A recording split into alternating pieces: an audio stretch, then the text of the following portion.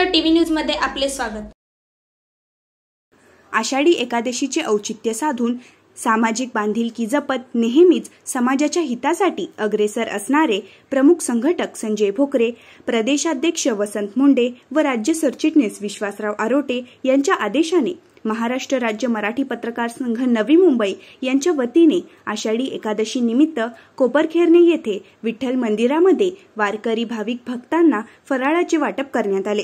यावेळी प्रमुख पाहुणे सहाय्यक पोलीस निरीक्षक विश्वास भिंगारदिवे, वाहतूक कोपरखैरणे विभाग व माजी नगरसेवक रविकांत पाटील, माजी नगरसेविका भारती पाटील, समाजसेवक विठ्ठल मोरे, पोलीस मित्र मंडळाचे नवी मुंबई अध्यक्ष रवींद्र वाळुंज, जनतेचा सावधान महाराष्ट्र वृत्तपत्राचे सहसंपादक अरुण बिराजदार व कार्यक्रमाचे आयोजक महाराष्ट्र राज्य मराठी पत्रकार संघ कोकण विभागीय कार्याध्यक्ष राजेंद्र बोडके व नवी मुंबई संघटनेचे सचिव प्रवीण हांडे यांच्या मार्गदर्शनाखाली हा कार्यक्रम पार पडला।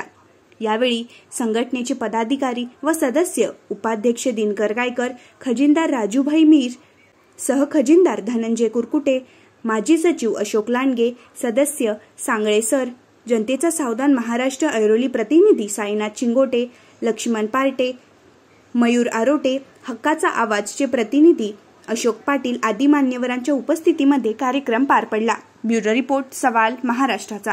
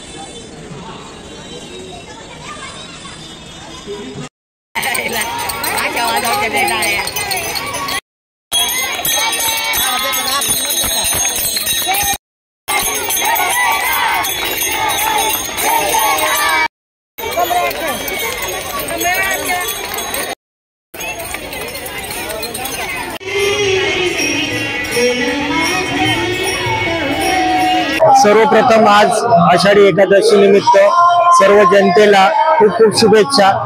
विठ्ठल पांडुरंग त्यांना खूप खूप निरोगी आणि सुदृढ आयुष्य देवो हीच विठ्ठलाचरणी प्रार्थना करतो।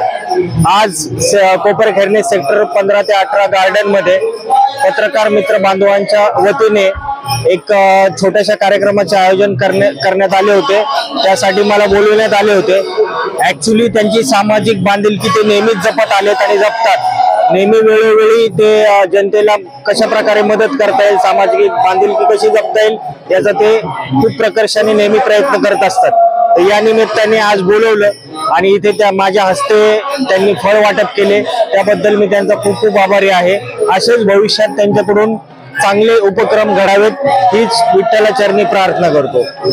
पूर्ण महाराष्ट्रातील ताज्या घडामोडी जाणून घेण्यासाठी सवाल महाराष्ट्राला सबस्क्राइब करा आणि दाबा बेल आयकॉन आमच्या रोजच्या अपडेट्स पाहण्यासाठी। धन्यवाद।